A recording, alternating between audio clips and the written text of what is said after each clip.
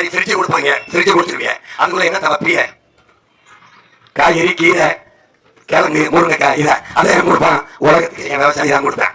நீங்க அதை புரிஞ்சுக்கணும். மிக்சி கொடுப்பான், மிக்சி எதை போட்டு அரைப்பேன்?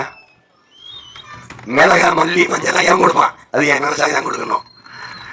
கிரைண்டர் மாவு அரைக்கிற எந்திரம் கொடுப்பேன், அதில் எதை போட்டு ஆட்டுவேன்? அரிசி பருப்பேன், அதே வந்துடுவான். எங்க அப்பா விவசாயி தான் தரணும்.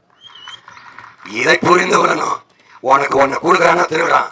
அறிவு சமூகமே, அன்பு பெற்றோர்களே, என்னுடன் பிறந்தார்களே, உங்கள் மகன் சொல்வதை ஆழ்ந்து கவனிங்க. ஓட்டுக்கு காசு கொடுக்கிற அந்த இடத்தில் ஊழல் லஞ்சத்திற்கான விலை ஊண்டப்படுது.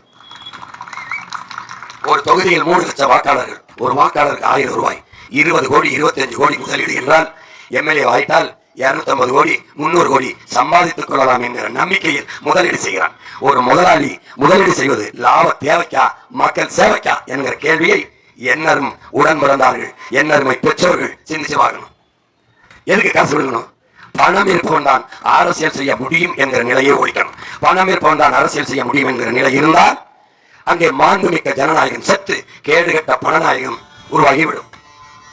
அப்ப பணம் அரசியல் ஆனால் அங்க பண்பாடு ஒழுக்கம் செத்து போகும்.